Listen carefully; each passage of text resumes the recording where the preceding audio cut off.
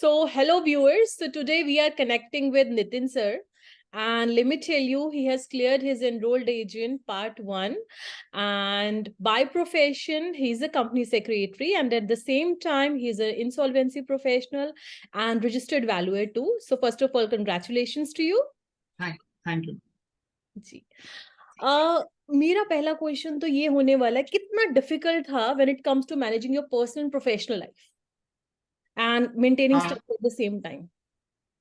नहीं ma'am, definitely, क्योंकि अगर मैं अपना दूसरे एग्जाम्स की बात करूं, मैंने company secretary course I complete in 2005 Okay. And then after 2019 में मैंने पहली बार इंसॉल्वेंसी प्रोफेशनल किया, फिर 2020 में आरवी किया था। हम Okay. लोगों का स्कोरिंग उस टाइम चाहिए था 60 मार्क्स चाहिए था और 0.25 नेगेटिव मार्किंग के साथ मार्किंग चाहिए था। I clear both the exam. मुझे ऐसा लगता है ये जो है स्पेसिफिक यूएस ये की अगर हम लोग बात करें तो this not like a exam की आप कोई ओलंपियाड दिया या एसओएस का एग्जाम दिया और आप पास हो गए। This is a perfect professional qualification, need your study and as well as application of mind is a very very important. Starting में मैंने एक्चुअली जून में first, I think if I am not wrong, 24 June को first time आपसे connect हुआ था sir से और आपसे। और जैसा हम लोगों का शेड्यूल हुआ था, मैंने एक महीना पार्ट 3 को ही स्टडी किया। जी। बट 22 जुलाई को जब फर्स्ट टाइम सर से इंटरेक्शन हुआ एक जूम मीटिंग पे, कॉल जूम मीटिंग थी सारे एल्यूमिनीज के साथ ही, तो वहां जब बात हुआ तो सर ने मुझे सजेस्ट किया, Nitin as per your qualification you must be move for the part 1 because the part 3 is a move easy.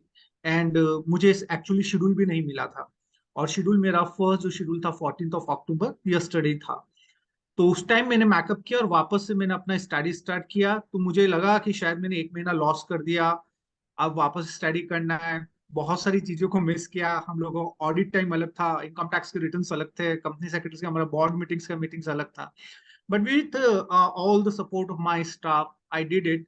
मैंने टाइम दिया है एक्चुअली। मैंने पढ़ाई करी है इसको लेके।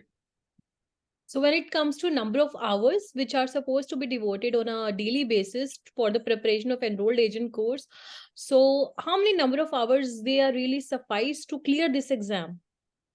मैं मुझे ऐसा लगता है कि नंबर ऑफ आवर्स से ज्यादा इंपॉर्टेंट है कंटिन्यूअसली स्टडी, जो कि अराउंड 2.5 मंथ रिक्वायर्ड है मिनिमम। Okay. उसमें आपका नंबर ऑफ आवर्स का अगर बात करें तो लास्ट डेज तो जो रहेंगे, लगभग लास्ट के जो 10-12 दिन है, वो लगभग लगभग 10 से 12 आवर्स मांगते हैं। Right. अदरवाइज नहीं पॉसिबल है। और उससे prior definitely 5 to 6 hour, 4 hour, 2 hour, 1 hour as per the convenience की आपको। बिकॉज एक्चुअली मुझे ऐसा लगता है बहुत सारे हावर्ड्स और इसका जो गैम है ये डिपेंड करता है पर्सन टू पर्सन पे भी। आज Yes. अगर मैं उन बच्चों की बात करूं जो अभी क्वालिफिकेशन कर रहे हैं ग्रेजुएशन लेवल पे, डेफिनेटली उनका माइंड बहुत ज्यादा शार्प होता है, Hmm. कैचिंग पावर ज्यादा होती है, वो शायद 2 घंटे देंगे हो जाएगा। पर जी। लाइक मैं अभी बात कर रहा हूँ, अचानक से फोन आया, फिर मिस हो गए। आई थिंक कि it's a mix of game and person to person. But हाँ, last you need 12 hour 10 hour continuous study. जी। But being a practicing CS कितना डिफिकल्ट था? आपको कॉल्स आ रहे हैं बीच में, आपको अपना ऑडिटिंग पार्ट देखना है एंड ईए की स्टडी भी करना है। So when it comes to working professionals specially, तो उन्हें आप what piece of advice you really want to give to them? Ma'am actually मैं इसको सम अप करूं तो ऐसा कह सकता हूं, एक 8 मिनट का वीडियो है आपका एकेपीआई चैनल पे, हम्म। मिस जसमीर कौर का। हम्म। जी। शायद मुझे ऐसा लगता है कि मैंने वो अगर अगस्त में देख लिया होता वो वीडियो या जुलाई में देख लिया होता तो मैं थोड़ा सा रिलैक्स होता। जी। मैम ने 8 मिनट के अंदर जो कवर किया है कि कैसे स्टडी करनी चाहिए, कितने रिविजन्स चाहिए, लास्ट के 7 डेज में आपको क्या करना है, क्या करना है, क्या आपको छोड़ना है, किस तरह से करना है। जी। शायद मुझे ऐसा लगता है कि यहाँ दो अगर पिलर्स की बात करूँ तो एक तरफ जस सर का मास्टर है उस पर्टिकुलर सब्जेक्ट में, जो पढ़ाने का उनका वे है, उसी तरह से जसमीर ने जो अपना प्रैक्टिकल एस्पेक्ट्स दिए हैं वो एकदम परफेक्ट है। जी। आ, अगर कंटिन्यूस स्टडी कर रहे हैं, रिविजन्स अगर बार बार कर रहे हैं, तो मुझे ऐसा लगता है कि ये पर्सनली प्रोफेशनल लाइफ के साथ मैनेज हो सकता है। सैक्रिफाइस नीडेड है, ऐसा नहीं कि हाँ हो जाएगा वाली बात नहीं है। कुछ पाने के लिए कुछ खोना पड़ता है, तो वही वाली बात है, थोड़ा सेक्रीफाइस चाहिए मैम। जी। डिस्ट्रैक्शन से दूर रहना है एंड रिविजन्स का जैसे क्वेश्चन अराइज हुआ है, so how many number of revisions they are actually required to clear this exam, specifically talking in your case? I think ma'am minimum 3 times. Three. एक बार सर के साथ पढ़ लिया, उसके बाद 2 सेल्फ रिवीजन अगर नहीं है तो शायद एप्लीकेशन ट्यूशन के टाइम नहीं हो सकता। जब हम लोग 3 घंटे, हमको 4 घंटे का जो पेपर टाइम मिल रहा है, उस टाइम इम्प्लीकेशन एप्लीकेशन करना माइंड को शायद प्रैक्टिकल पॉसिबल नहीं हो सकता। जी। पेपर शायद 2 घंटे का है, मतलब एग्जाम शेड्यूल के हिसाब से वो 3.5 आवर 4 आवर दिया है, बट आप अगर एप्लीकेशन कर रहे हैं उसको विद इन 2 आवर वो पेपर क्लियर हो सकता है, कोई डाउट नहीं है। जी। और एग्जाम प्रिपरेशन डे की अगर बात करें and even in the actual examination, so what are the points which are suppose to be kept in mind, because it happens कि वो एक्सेप्ट वर्ड लगा देते हैं, देन आपको कंफ्यूज करते हैं, सो इसमें आप कुछ अपने पॉइंट्स ऐड ऑन कीजिए। जी। मैम एग्जाम दिन से एक दिन पहले मेरी कंडीशन ये थी कि I was wash of my mind. मुझे ऐसा लग रहा था कि मेरे को कुछ भी नहीं आता। Okay. Earn earn income tax का क्रेडिट देख रहा हूँ तो वो भी सेम लग रहा है, चाइल्ड एंड डिपेंडेंट क्रेडिट देख रहा हूँ तो वो भी सेम लग रहा है। सडनली मैंने, मेरा जो पार्टनर है mister Lakshman, she is a chartered accountant, is looking my office hall, तो मैंने उनसे बात किया कि यार सिर्फ 12 घंटे बचे हैं एग्जाम के, this is the my personal condition, तो अब तो टाइम भी इतना हो गया कि मैं सर को भी कॉल नहीं कर सकता, ना मैम को कर सकता हूँ, तो what I should do.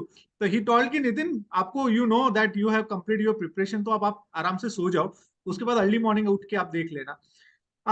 Personally अगर मैं बात करूँ मैम, तो ये सारा का सारा गेम ईए के अंदर बैलेंस ऑफ माइंड का है। ओके। आपकी प्रिपरेशन तो चाहिए ही चाहिए, पर बैलेंस ऑफ माइंड भी बहुत ज्यादा जरूरी है। और अगर शुरू से जो सर ने बताया है कि कैसे आपको स्टडी करना है, कैसे आपको चीजों को याद रखना है, क्या आप छोड़ सकते हैं, मैंने कुछ मिस्टेक्स करी है। सर ने कहा था कि आपको फॉर्म्स यूज आईडी, सॉरी, उसको याद करने का जरूरत नहीं है, आपको जो फेस आउट लिमिट्स हैं उनको याद करने का जरूरत नहीं है। पर जब मैंने क्वेश्चंस देखे और कुछ और भी पर्सन्स को जब बातचीत हुई, तो मुझे लगा नहीं, इनको नहीं छोड़ना चाहिए, तो नंबर ऑफ मैंने फेस आउट भी याद करी है, नंबर ऑफ फॉर्म्स भी याद किए हैं, शायद वास्तव में उनकी जरूरत नहीं थी। Okay. In part one specifically. Right. Specifically part one, obvious obvious, definitely जब पार्ट 3 अब हम लोग देखेंगे, जो मैंने पुरानी स्टडी करी है, राइट। आपको सर्कुलर्स, आपको फॉर्म नंबर याद करने ही पड़ेंगे। जी। पार्ट थ्री स्पेसिफिकली उसमें तो there is a need, but part one में इतना नहीं है। एंड व्हेन इट कम्स हाँ, टू प्रोविजंस, और if you specifically talk about the theory and the practical, तो उसके विद रिस्पेक्ट टू आपके क्या इसमें पॉइंट्स रहेंगे एग्जाम ओरिएंटेड अगर हम पूछे? एग्जाम पूरा प्रैक्टिकल बेस ही है। न्यूमेरिकल क्वेश्चंस कितने आते हैं अगर हम लोग उसकी बात करें, तो डेफिनेटली मेरे को शायद, जहां तक याद आ रहा है, 7 से 8 मेरे पास न्यूमेरिकल क्वेश्चंस थे। बट बहुत ऐसे न्यूमेरिकल्स थे कि आपको कैलकुलेटर की भी जरूरत नहीं है। ओके। और बाकी पूरा प्रैक्टिकल पेपर ही है। कहीं भी कोई भी उन्होंने कोई सेक्शन या किसी किसी भी पर्टिकुलर चीज के लिए अगर कुछ पूछा है, तो वो जब तक आपको प्रोविजंस नहीं पता, उनका कनेक्शन नहीं पता, तब तक वो शायद आप मतलब उसमें पार्टिसिपेट नहीं कर सकते। जी।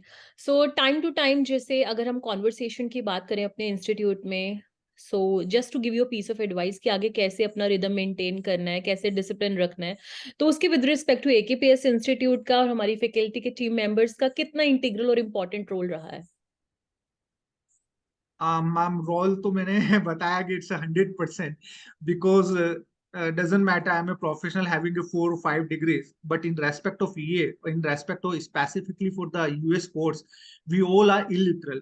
इवन अगर मैं बात करूं तो मुझे बहुत सारे जने जब मिले थे, जब मैंने उनसे बात की, तो वो बोले कि EA is specifically for the chartered accountant, the company secretaries, or the professional, those who are already doing in some kind of the 4 weeks for an in respect of the Yes. US taxation, तो US. उनके लिए। पर जब मैंने उसको पढ़ा, उसको देखा, तो मुझे लगा एग्जाम के अंदर सिर्फ कुछ स्पेसिफिक शेड्यूल ए, शेड्यूल 1 और फॉर्म 1040 के अलावा कोई भी प्रैक्टिकल एप्लीकेशन ऐसी नहीं दिखी कि जिसके कारण सिर्फ आप वर्किंग अगर यूएस टैक्सेशन में किया है तभी आप ये कर सकते हैं। यू जी। Must need study. तो हम लोगों के पास कोई बेस्ट नॉलेज था ही नहीं, जो भी नॉलेज मिला सर से ही मिला, पैटर्न सर से मिला, कैसे पढ़ना है, क्या चीज पढ़नी है। और खासकर अगर बात करूँ, मैनली हम लोग नॉर्थ इंडियंस की अगर बात करें या वेस्ट इंडिया की बात करें, जहाँ एक लोकल लैंग्वेज के अंदर आपको कोर्स मटेरियल मिलता है, आपको बताया जाता है, any time you can discuss, any time, many of times I just message to you and you reply me even 11 o'clock in the evening, and sometime I received your message at 7 o'clock in early morning also. तो वो एक बहुत बड़ा support होता है। Exam से पहले मैंने आपसे रिक्वेस्ट किया था कि मैम आप मेरे को एक बार सर से कम्युनिकेशन कराएं, क्योंकि अब मुझे ऐसा लग रहा है कि मैंने क्या पढ़ा। तो आपने मुझे शेड्यूल मीटिंग कराई सर से, और जब मैंने सर से सुना, उन्होंने मुझे कहा कि नहीं आप इसमें थोड़ा चेंजेस करो। मैंने मॉक नहीं दिया था जब तक मैंने सर से बात नहीं करी थी।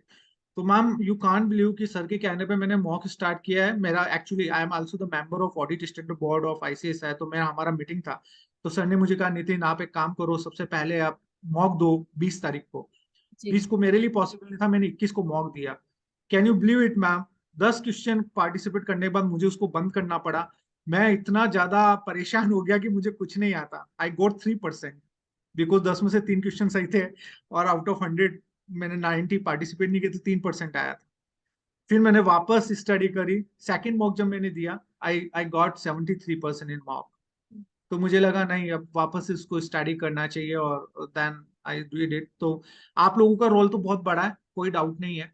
और जो बैच आपकी तरफ से मिलता है, जो मटेरियल मिलता है, नोट्स मिलते हैं, बुकलेट मिलती है, ये मैंने दूसरी बुक्स भी देखी थी। एक्चुअली वेरी फ्रैंकली मैंने दूसरा मटेरियल भी देखा था, बट वो सारा का सारा सम अप AKPIS में है। जी आप सिर्फ कवर देखना चाहते हैं या चेंज है तो वो बात अलग है, अदरवाइज जो भी मैटर है वो उसके अंदर आपके कोर्स में पूरा कंटेंट है। कुछ चीज छूट भी गई है बुक्स में, तो सर ने नोट्स में कवर कर लिया है। जी नोट्स में छूटा है तो सर ने अपने रिकॉर्डेड वीडियो में कवर कर लिया है।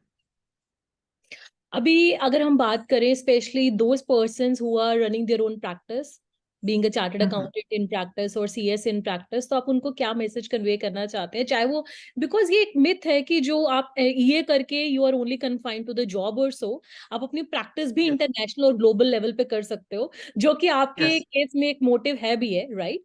सो आप इसके विद रिस्पेक्ट टू क्या मैसेज कन्वे करना चाहते हैं to those who are doing practice of CA और CS? या या मैम एक्चुअली मैं बहुत लंबे टाइम से यूएस प्रैक्टिस, मैनली कनाडा और यूएस को फोकस कर रहा था कि हम लोग वहाँ कैसे प्रैक्टिस स्टार्ट करें, या कैसे वहाँ को प्रोफेशनली कैसे रीच करें।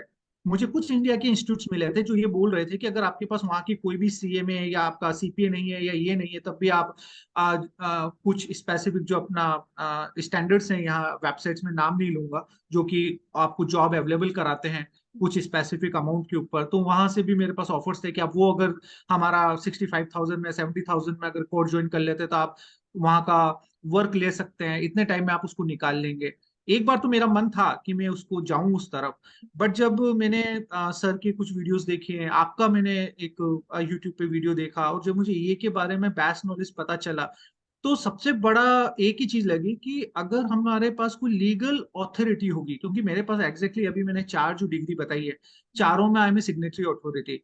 इन IP the government of India give the authority, in registered value or IBI or government of India give the authority, CS I have, in social auditor even I have the audit, authority of signature। तो I can understand कि signature power कितना बड़ा है। और EA की अगर हम लोग बात करें, इवन CPA तो स्टेट वाइज हो गया यूएसए में, या एंड ये तो होल यूएसए में is eligible to do work.